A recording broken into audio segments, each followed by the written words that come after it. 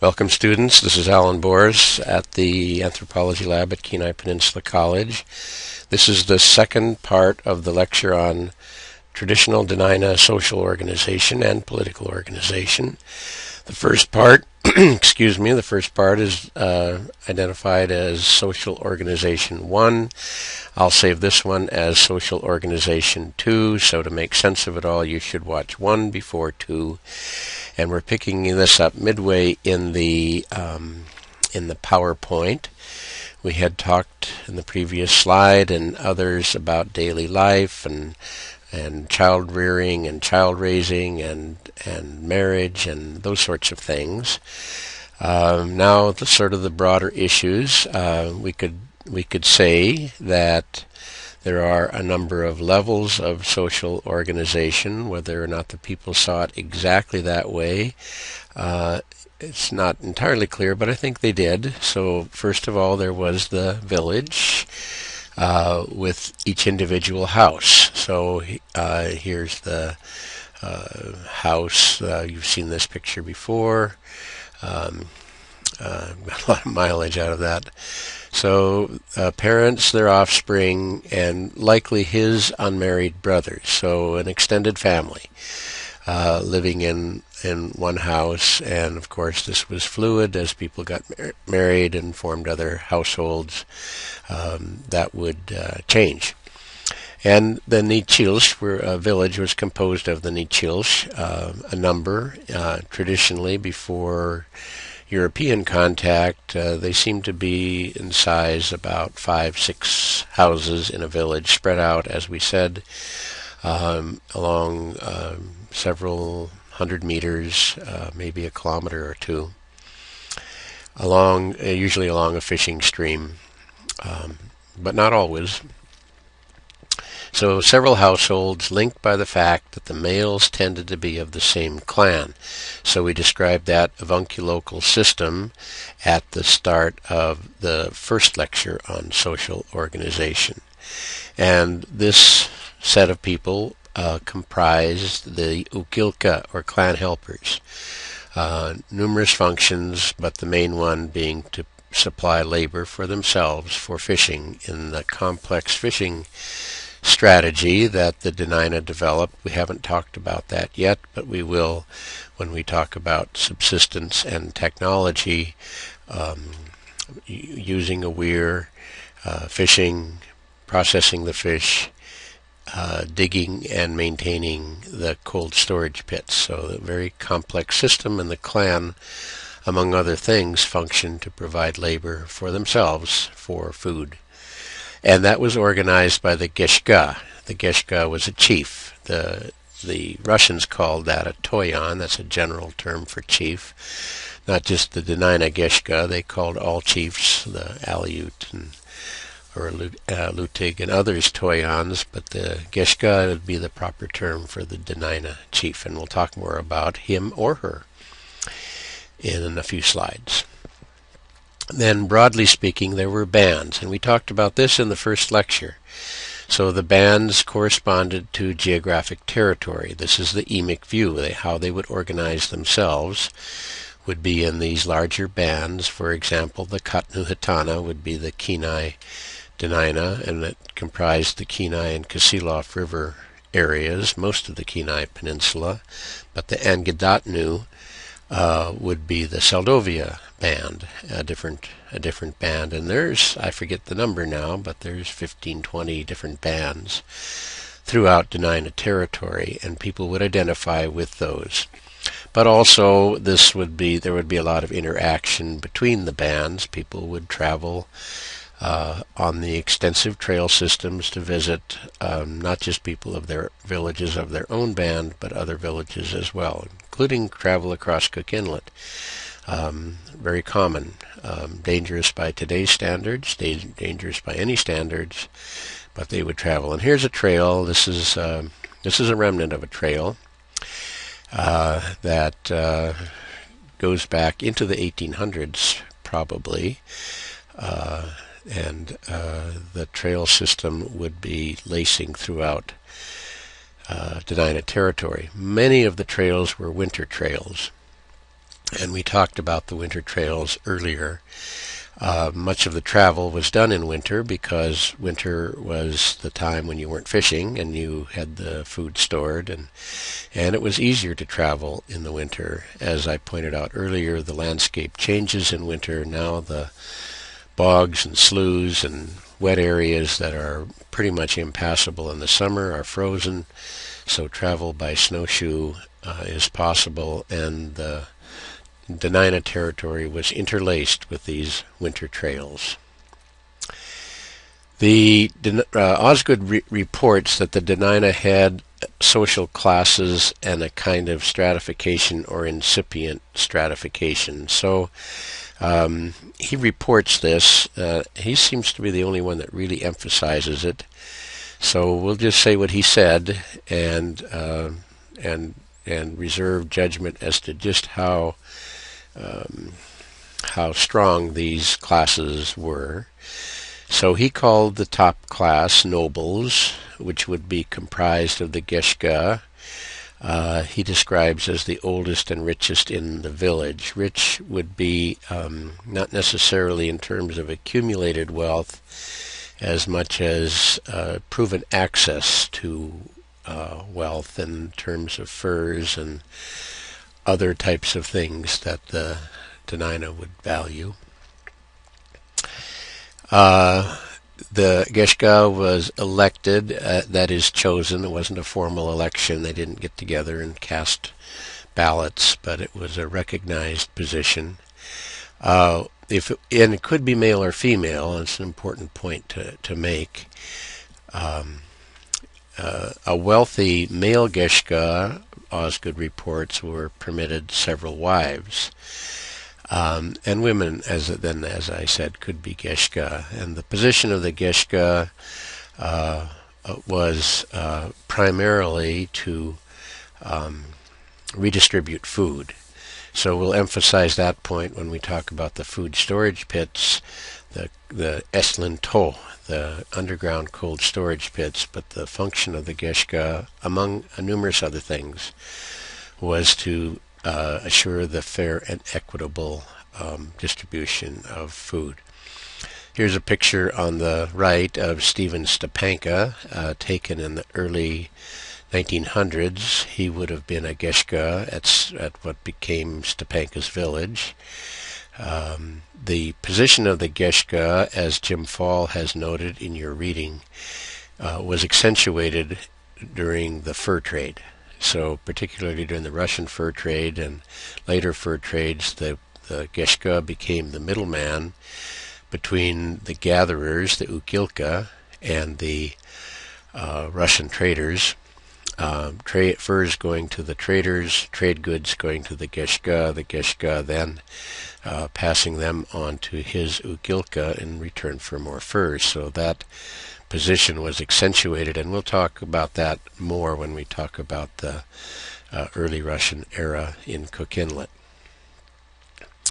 The hunting chief was another position. Excuse me, the hunting chief would be a younger person. As far as I know, always male.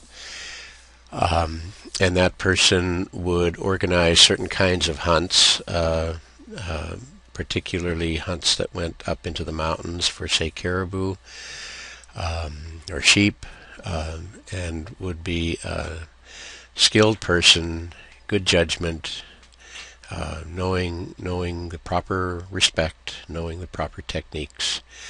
And so that would be an important person. It's not entirely clear if the hunting chief then later became a Geshka. I don't know. That the hunting chief was younger, Geshka was older. Then there were the commoners, or Ukilka, or that's Osgood's term. Probably a more accurate term is Nagilka, our clan helpers. N-A means Na. Clan helpers, our clan helpers, Nagilka. And this was the Yonki local group that we talked about. There was mobility. A commoner could become a noble, and there was by negative mobility too. A noble could become a commoner, so that you could move up, and you moved up by hard work, skills, abilities that the Dena'ina would recognize as important. Osgood mentions slaves. Probably a better term would be legal aliens. Slaves were not chattel slavery. They weren't bought and sold. But there was conflict, particularly between the Pacific Alutiiq, Kodiak, and other places, or other non-Athabascans captured in war. There were very few, if any, reports of Athabascan fighting Athabascan. I'm not saying it didn't happen, but that's very rare. So slaves appeared among the Dena'ina. The conflict with the Alutiiq was of this nature.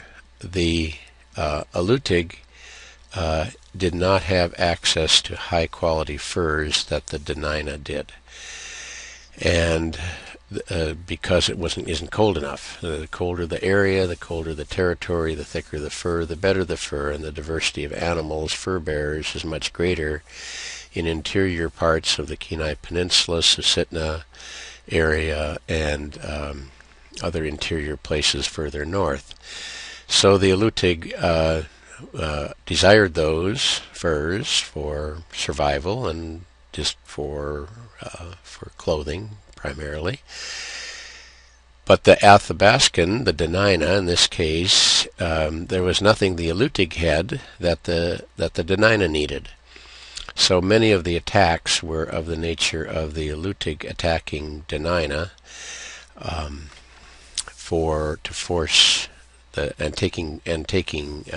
capturing Dena'ina as their version of slave.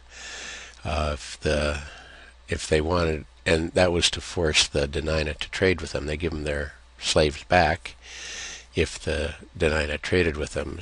But sometimes it went the other way, and Dena'ina would take Alutiiq apparently as slaves. So it was as I said, not chattel slavery, but involved forcing trade or not forcing trade. Slaves, or legal aliens, were treated fairly and were often given their freedom. And upon given freedom, it is said they may elect to stay with their former owner, as a commoner.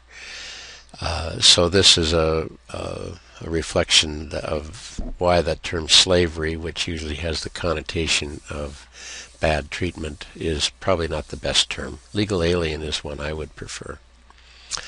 Women were captured as wives and apparently had full rights, but it's not clear what their clan affiliation would be, and that's a problem because in a matrilineal system, what clan would then the children be? And I simply don't know the answer to that, and we're back mostly in pre-contact times, so it's harder to say what that is, what the answer is. Gender relations, men and women were considered equal in terms of access to wealth, prestige, and influence. This is all part of a picture we're building as one of the sustainable cultures of the world. It's not just about salmon. It's not just about food sustainability.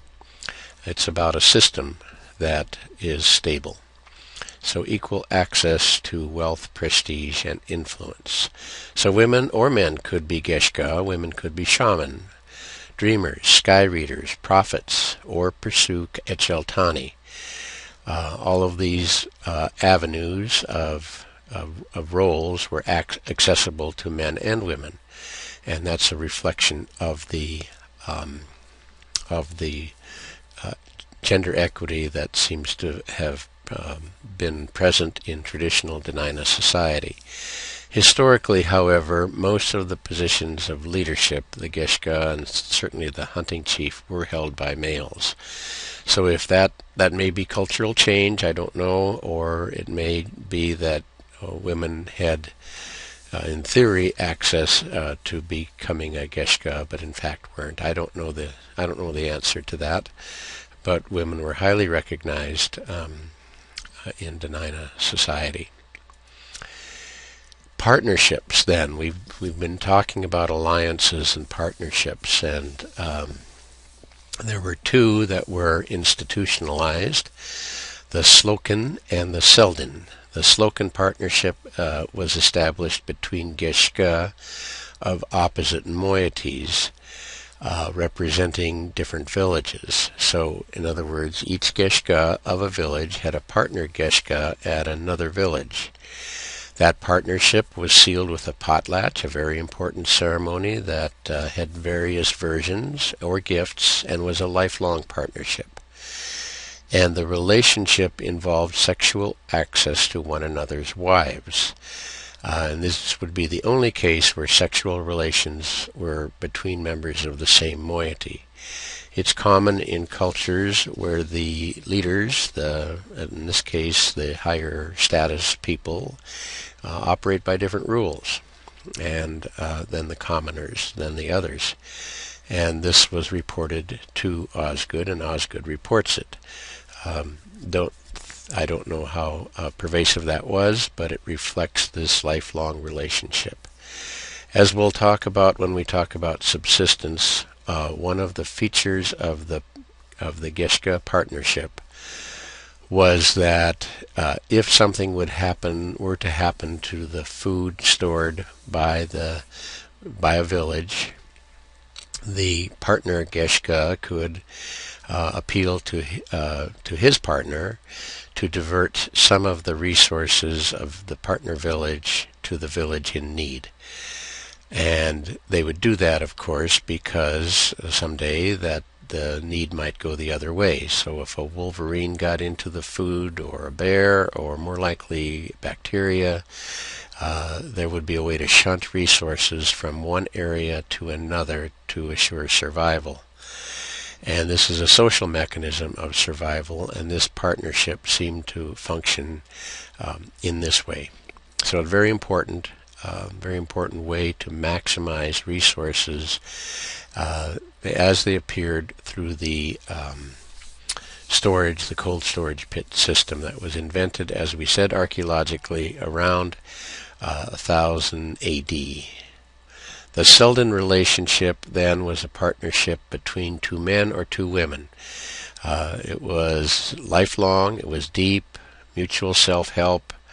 For example, at Kalifornsky Village, Nick and Norka and Alex Kalifornsky were partners. They hunted together, they traveled together, they trapped together, they do many things together. And women too had partners for activities that women would do, including hunting and trapping, berry picking, other sorts of things like that. These were, if you've ever, say, camped with somebody that you're very comfortable camping with, you know how that can be a good thing. Or if you've ever camped with someone where you just, it was friction all the time, and there were always problems, and it was always tense. And the little things they did annoyed you, and probably vice versa. So the nature of this partnership was comfortable and mutually helpful, and tended to suppress hostility, tended to suppress problems within the village. Partnerships, two kinds. So in terms of the postmodernist idea of deconstruction, that theme of partnerships and alliances between potential binary opposites pervades Dena'ina culture.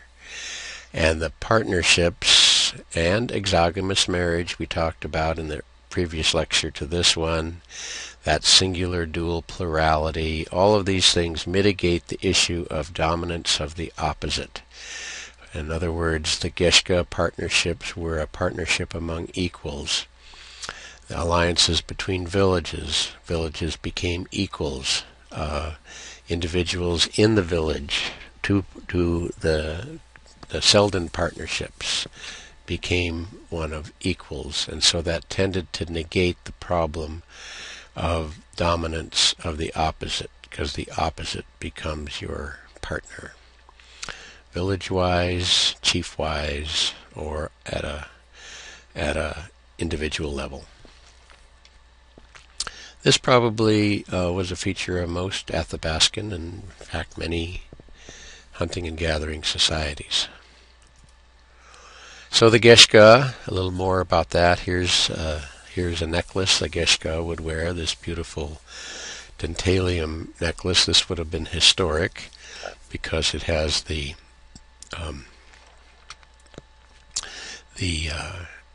trade beads built into it, but these long white are dentalium shells, and the dentalium shell either was traded in from southeast Alaska, or there's a place over in the Lake Clark area where freshwater dentalium is said to appear, and perhaps these come from that area.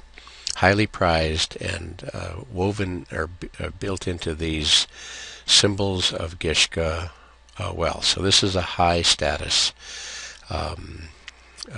item. This particular one is in the Kenai Visitor Center and is on display there. So the Geshka, validated their position of authority excuse me, by redistributing back to his Nakilka, our clan helpers, food and other resources through feasts and potlatches, but also controlled the food source.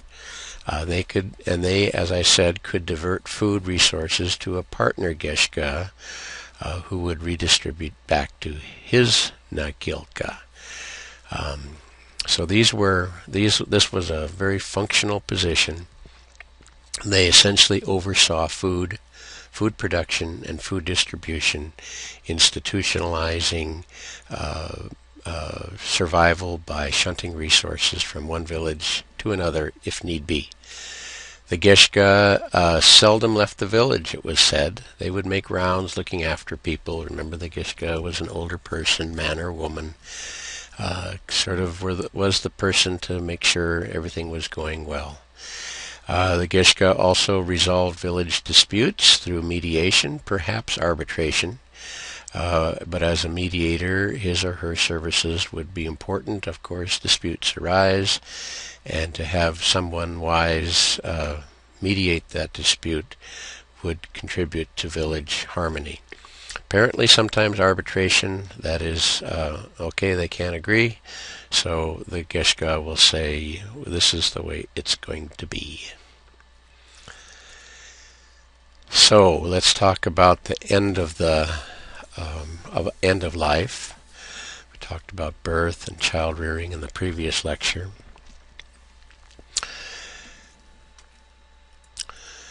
The funeral was a prominent ceremony and consisted of two parts: the cremation, or the actual funeral itself, and the big potlatch. So I'm going to say the funeral wasn't over until the potlatch was completed. So a cremation was held within a week or so of death. The pre-contact Dena'ina cremated their dead. With orthodoxy, and once orthodoxy becomes established in most places in the early mid-1800s, then cremation was not practiced, and there are beliefs in orthodoxy that make it not acceptable to cremate the dead. I'm not exactly sure of the details of that, but that would have been one of the disconnects between orthodoxy and traditional Dena'ina, and probably affected the big potlatch as well. So pre-contact wise, Osgood was able to find information and others of how it was done. The bodies washed, dressed, drawn into a sitting position, and the family would stay with the body. And several miles away, not at a single spot, but apparently at a random spot, a pyre was built of logs, and that's where the body was cremated. The body was pierced to allow its spirit to escape at some point during the cremation. So the cremation is a symbolic way to release the spirit we'll call it the shadow spirit of the person when we talk about spirituality. So the shadow spirit is released, and that spirit then is released and becomes an ancestor spirit. And as I say, we'll talk quite a bit more about that in its details. In addition, the artifacts of the person, the tools of the person, were also cremated in that same ceremony. And we talked about the concept of Bagesh earlier, and Bagesha, and that purified the artifacts of having that information that could be negative that was associated with it. Mourning was extreme grief. Mourning songs are sung all night long. The widow, less often the widower, will burn her hair, skin at the funeral pyre, sometimes skewer her flesh. Sometimes, in a show of extreme grief, the widow commits suicide by spear or hanging, or sometimes becomes insane. And likewise, the death of a child elicits extreme grief. The grief appears to be related to the idea that the deceased knows one's thoughts. So this could cause extreme grief if life events had not been resolved, and the grief would be intense because now the deceased knew your thoughts. And that's the function then of the potlatch, to propitiate those spirits. After the cremation, the remains are gathered and buried, and or hung in a bag on a pole. So they weren't buried in a single spot, apparently, although they could have been. That's the cremation. The big potlatch, then, was given 1 to 2 years after death, or funeral potlatch, sometimes called a memorial potlatch. It was given by the opposite moiety. So, for example, a young man for his deceased father. Remember, you get your clan identity from your mother, and your father would be of a different clan and a different moiety. So a father dying, the young man might give a potlatch for his deceased father. So opposite moiety. Didn't have to be that, but always had to be of the opposite moiety. So the belief was the shadow spirit or soul of a deceased person returned periodically to the village, and the shadow spirits were aware of one's thoughts. And the potlatch then propitiated the ancestor spirits through ritual gift giving. Some of these ideas have carried on today. To what extent, I don't know, but I know that I have had Denina in my office right here where I'm speaking to you. We're talking about some subject, whatever, and they might stop and be quiet for a minute, and then later explain we were visited by an ancestor. So these beliefs are still around, and for many who will talk about it, and you don't probe people about this, that's their will to talk about it or not, it's an uncomfortable feeling. It's not necessarily a good feeling because of that overriding concept that the ancestor knows your thoughts, and many of those were not resolved in life. Many of those problems, interpersonal problems of family, that always emerge. Here's a remarkable song. The potlatch would consist of many elements, but including a potlatch song. This one was recorded by John Corray in Nundalton in 1954. It's one of the few that have been recorded. And this is Paul Kuzma and Gabriel Trifon with the plank drum.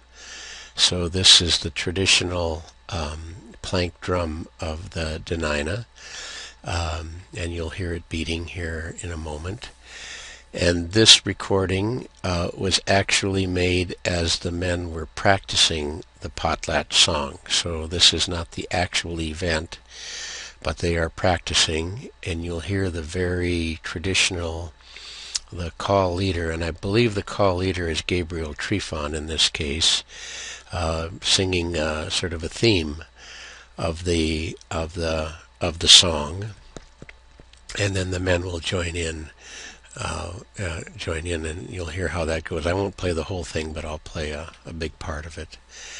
The song would traditionally be composed in two parts, or sung in two ways. The first part would be sung very slow, very lugubrious, very mournful. And the second part, the tempo picks up. This is the second part. In Dena'ina tradition, you are not to sing the first part without specific authority or in the specific setting. So, but the second part, the faster part, is apparently okay to sing. So this is why we have this one. And what's going on here is the first part sort of symbolizes the grief, the mournfulness, the sadness, and the bad feelings because things aren't resolved. And then things are resolved, at least as portrayed in the song. And then the tune picks up, and reflecting that resolution that the potlatch is meant to convey. So I'm going to see if I can play this here. We'll play I'm not sure how long, a part of this song, and you'll get to hear it.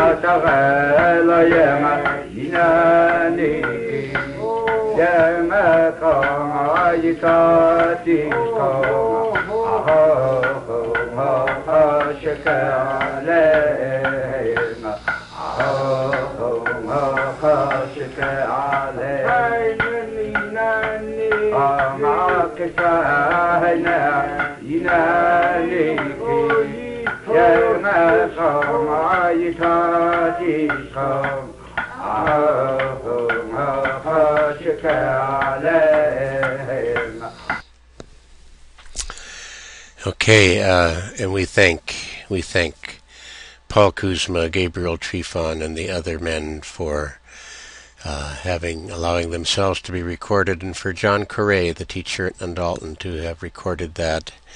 Just remarkable insight for us. So what they're singing about, a man had died, a relatively young man had recently died. I believe he had gone through the ice or something. And they're singing to his soul. They're singing to his shadow spirit.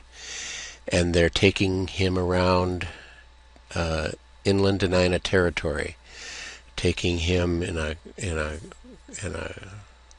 counterclockwise direction around Dena'ina territory, and they're singing of specific places and the events associated with those places that he is now encountering as a shadow spirit. the mountain range extends. This is another Potlatch song. This one was written by my friend Peter Kalifornsky. It's in your book online as part of the course materials. This was the Potlatch Song of the Lonely Man, which Peter composed. These were composed songs in 1977. And then several versions. He also had another version, and this, I believe, is the 1983 version. And it's been recorded. I've heard him sing it a number of times. So it's the Potlatch Song of the Lonely Man, and the English goes, "Where else might we be scattered to? Where are our relatives? Where are the friends who might come to us with cheer? Where are our loved ones who might come to us with kindness?" And that's sung in that tradition very slowly, very mournfully. He's lamenting the demise of traditional Dena'ina culture. Where have we been scattered to? And the second part, then he picks up the tempo. He picks it up. Our relatives have come back to us, have come back to us. Our friends with cheer too have come back to us, have come back to us. Our loved ones with kindness too have come back to us, have come back to us. You-he, you-who. So he's singing about a kind of revitalization. At the time, he and others were beginning to revitalize the language. In the early 70s, there was a lot of cultural revitalization, some of it associated with the Land Claims Act and other sorts of things among Dena'ina and other Alaska Natives. And so he's singing about that perspective coming back, the perspective that the land, the culture, the traditions are important. The Potlatch Song of the Lonely Man. So what does the potlatch do? So we're anthropologists, so we break it down, so it propitiates the shadow spirit of the recently deceased. So that's probably the main thing. Should back up a little bit and say that I think potlatches have been massively misunderstood by anthropologists and others because they have focused on the exchange of wealth. And yeah, there was a redistribution of wealth that may have been part of it, but the wealth is symbolic. Wealth is not, I don't think it was a major material factor. Certainly it occurred, but it was really about propitiating the spirits, at least the memorial potlatch, and that feeling of communitas. So, communitas. We talked about liminality, moving into that special mental state that's associated with ritual, that's associated with religion. These were ceremonies that lasted for days, and some of them were games and happy, and other parts of the ceremony were this deep spiritual state. One of the best portrayals of this is the movie Hitting Sticks, Healing Hearts. It's not Dena'ina, it's in the Koyukon area, I believe. But if you can see the video or check out that video, it portrays as well as anything what's going on. Healing Hearts is the emphasis. We saw the plank drum being played, or heard the plank drum being played. But what's going on is healing of soul loss. And that state of liminality, moving away from the everyday and doing it in a group setting, communitas, is what's critical to this, I think. There was a way to achieve status as well. If you were successful in the potlatch, you were recognized as an important person in your community. It was a way to raise oneself to the level of a geshka, perhaps. And there was some redistribution of wealth, as we'll see here in a moment. But I think the first two are clearly in my mind anyway, the most important. This is a potlatch cap here that would have been worn, and the feathers would of course bob. This is in the Peabody Museum at Yale. Lifted it off their website. I hope it's okay with them.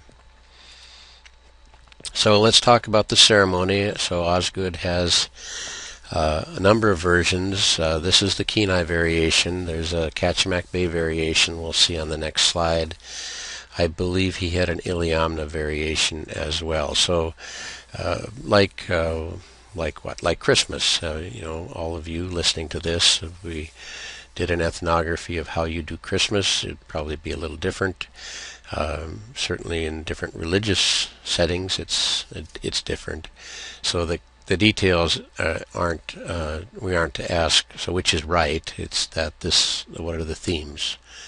So this is the Kenai variation. So the potlatch giver. So that's we'll call him X here to make this all straight, because it's a little complicated. Has accumulated sufficient wealth. He then announces his intention to give a potlatch for the opposite moiety, and in memorial. Between the time of the announcement and the potlatch, members of the opposite moiety loan X valuable items. So X says he's going to give a potlatch, and the opposite moiety gives him valuable things. Furs probably would be the most important one. Maybe things like bows and arrows and other types of things. All of these getting ahead of the game here, will have to be given back at twice the rate that they're given to him. Sweat baths are important. Sweat bath isn't just for cleanliness. Sweat bath is part of that spiritual mental state. On the appointed day, all involved gather. There's feasting, there's games, there's dancing. Sweat baths, again, are important. During the feasts, guests have license to be demanding. So this is like the, more food. But if they're too demanding, they are reprimanded by their own kin. That's like the uncle that gets a little out of hand at the wedding ceremony. Tone it down a little bit. So there's a sort of a happy part of this as well. On the last day, and he didn't say how long it lasted, but these would be multiple day affairs, 3, 4, 5 days. On the last day, X sings a potlatch song that he's especially composed for the occasion, eulogizing the deceased. And other potlatch songs were sung, so we heard some of them. We heard one of them. These were owned, and they could be sold. So this was a kind of intellectual property rights by the moiety, that they could own these songs, and you couldn't use them if they weren't yours to use. So it would be inappropriate to use that song that we heard Mr. Trifon and Mr. Kuzma sing. That's not something you would be allowed to do.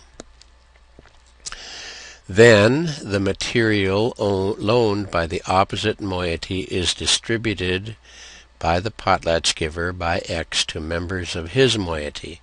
So there's a transfer of wealth. And then X repays that opposite moiety for the items loaned at 100% interest. So, for example, if they give him one beaver pelt, he repays them with 2 beaver pelts.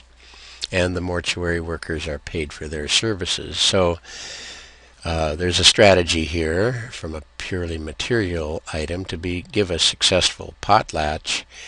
You have to spend a lot of time being sure that you're able to pay back what's given you, and that will then go to your moiety at twice the rate.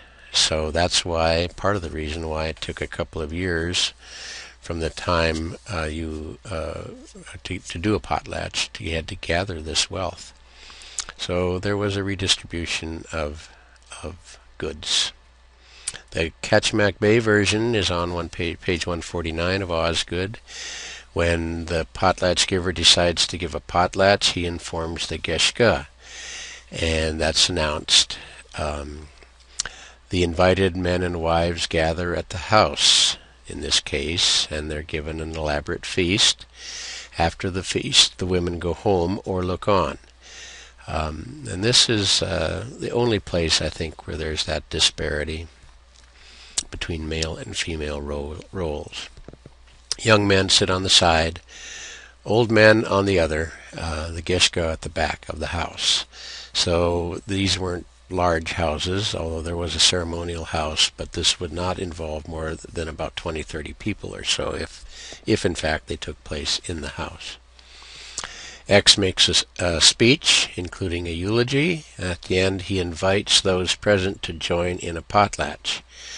Among those who consent, X asks for what he chooses from them. I want your robe, I want your whatever.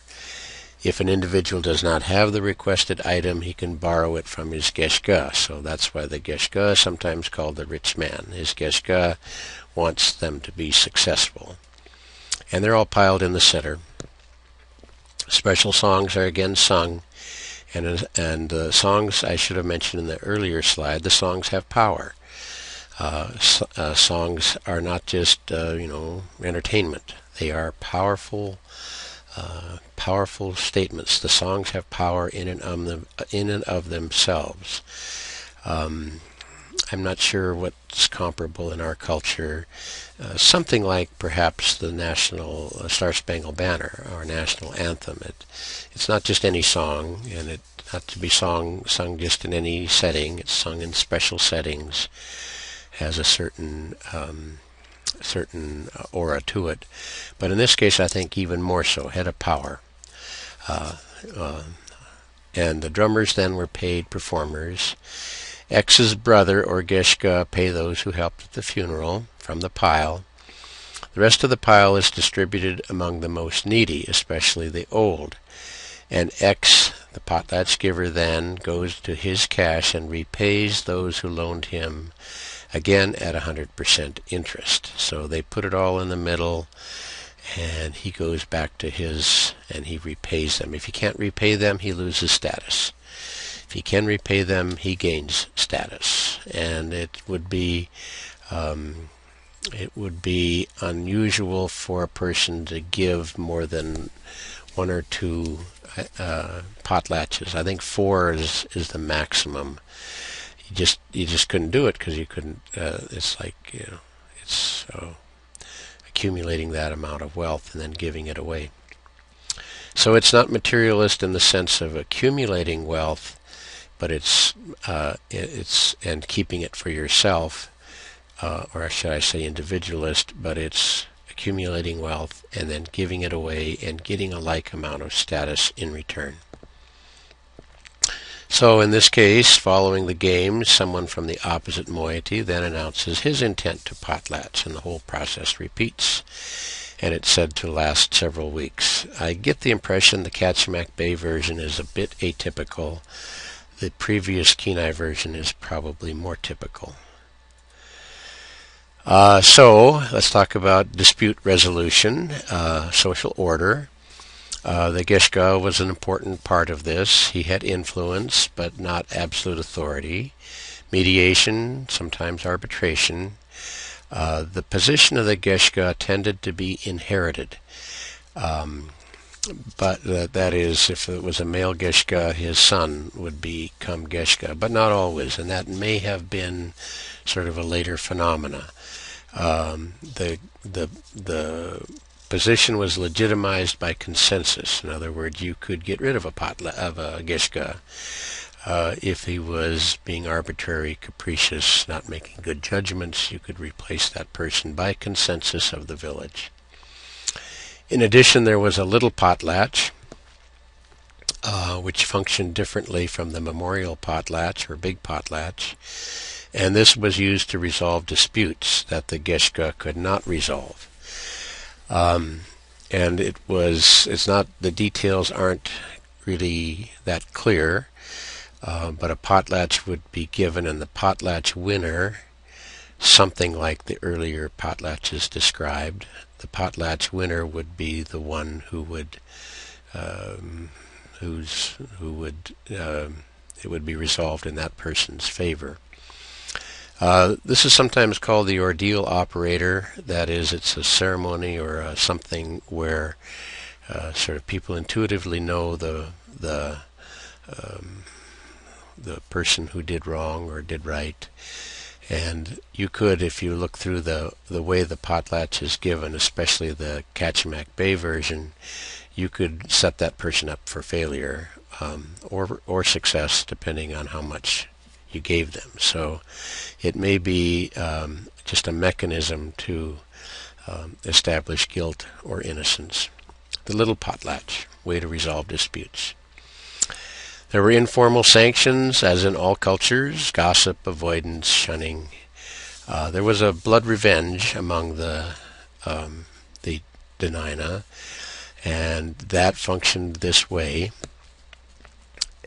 in terms of murder. If somebody from a clan murdered someone from another clan, the clan who was of the murdered person could kill that murderer or anyone from his or her clan. So that doesn't seem exactly fair to us, but if you think about it, that would be a huge way to suppress murder, because not only would your would be the opposite clan against you, so to speak, but your own clan, because now you have put them in jeopardy. So it seems to have worked quite well. It's not unique to Dena'ina. There are many cultures that are clan-based that have this particular system, and effectively recognizes the severity of murder by estranging yourself, the murderer's self, from its clan and clan identity. And there were supernatural sanctions. These also helped maintain the order. We'll talk more about these when we talk about spirituality, but there was retribution for improper behavior. There was, if you didn't treat the animals correctly, there would be retribution, and in a spiritual sense. So that had the function of causing behavior to follow certain patterns. And there were Nantina stories. Nantina in eastern Canada is the Nakani, and this is a evil spirit, evil person. Sometimes it's called hairy man, sometimes it goes by other terms, and it hasn't disappeared from Dena'ina territory. In the eastern Algonquin areas, this is the Wendigo. So all of these are this spirit, this evil spirit, absolute evil that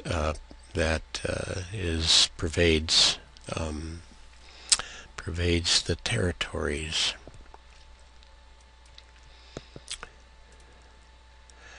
Warfare, then, is we already talked a little bit about Yupik and Alutiiq warfare. The tools of warfare for the Dena'ina, there was armor. It was a sand rabbit fur armor. The rabbit fur was woven in a dense form mixed with sand and pitch to be this heavy coat. Rabbit fur is amazing stuff. Amazingly warm, for one thing, and plaited rabbit fur can be very dense and very thick, and mixed with sand and spruce pitch. Undoubtedly it was pretty heavy, but it was also pretty effective against arrows, and was even effective against Russian muskets. There also was a slat armor that's known among the Tlingit, and apparently the Dena'ina had a version of it. Spears, bows, arrows, shields, and war clubs. And these are, pardon me, oops, I'm sorry about that.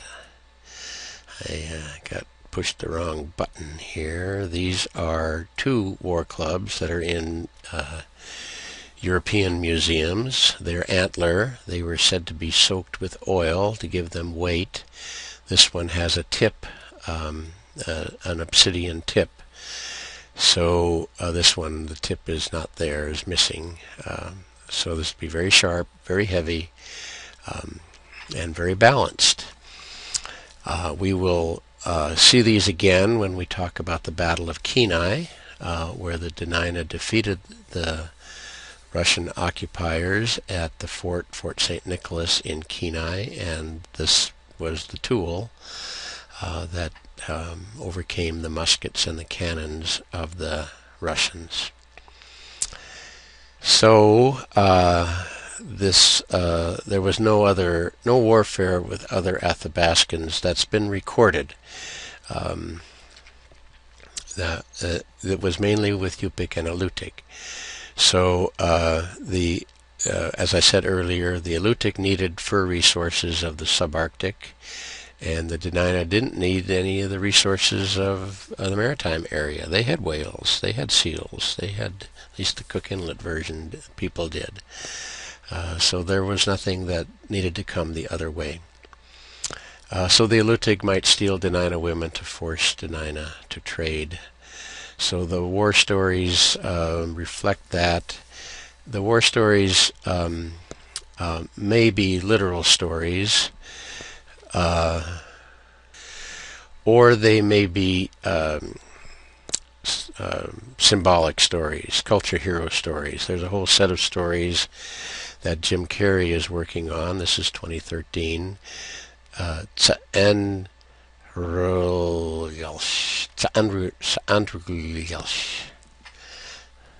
He's a culture hero. He's a Dena'ina culture hero. He's bigger than life. He'll do things like there'll be a battle between the Yupik and the Dena'ina, and he'll be sleeping in the someplace, and they'll come and wake him up and say, "We're getting the bad end of it. You got to help us." And go on. And they come back a little later, and they're defeating us. You need to help us. Okay. He gets up. He walks out. He starts grabbing the Yupik arrows out of the air, shooting them back at them, killing them off, all except one, who he kicks in the pants and sends back and said, "Go tell your people not to attack us again," or words to that effect. So literal, probably not. These are sort of John Wayne stories, hero stories. John Wayne typifies our side and then the faceless other. And it's probably almost certainly true that the Yupik have a similar story about the Dena'ina. So they're identity stories. They really are meant to say who are we a part of, and not meant to be literal stories of actual events, although we certainly can't discount that some of them are based on literal events. Warfare. Either way, warfare does not seem to have pervaded Dena'ina culture in that it was a constant thing. And that's usually not the case with hunters and gatherers. If you're spending all your time in warfare, you're not gathering food. So it's usually overblown, I think. But nevertheless occurred, and it was another form of dispute resolution. So this is the last slide. This is one of my ways to try to make sense of things. I think in terms of charts and graphs, so you'll bear with me here as I go through this slide, because I'll use another version when the Russians come and another version during the American period. So it organizes things according to energy, particularly food energy and other food resources. And at the other end of the spectrum is ideology, ideas, beliefs, spirituality. And structure here involves the roles of transformers, people who actually get the food and put it into a form to be used, and regulators who regulate the distribution of food, and integrators who integrate the ideology into the society. This is a system modified from Richard Adams as a way to describe culture. Energy and ideology are the two factors. Energy is tangible and measurable. Ideology is not. Structure then is measurable in terms of roles. So here's one local village. The clan helpers, remember them, collect the food resources. There's also a hunting chief, the partnership, the Weir collective, that is the Ukilka. And that goes into cold storage, which is controlled by the Geshka. The Geshka redistributes those foods back to the clan helpers on a need basis. And that's the basic function. In addition, there's a similar parallel system over here where the Geshka is redistributing the food back to the clan helpers, like so. And there's a way, because of this Slocan partnership, for, say, there's problems over here, the cold storage pits go bad, bacteria, for this Geshka to shunt resources this way to that Geshka and him to his clan helpers in a reciprocity situation, because someday the same system might have to happen over here. In terms of, so there's the big potlatch in terms of ways to resolve problems, exogamy, marriage regulation, all of these sorts of things. For salmon ceremony we haven't talked about yet, but we will. As far as institutions of these, maybe the potlatch being the main one right here. We will talk about beliefs, ideology, when we talk about spirituality, and the expression of those through a number of individuals: the Geshak, the shaman, the dreamer, the doctor, the prophet, and the sky reader, and rituals associated with those individuals.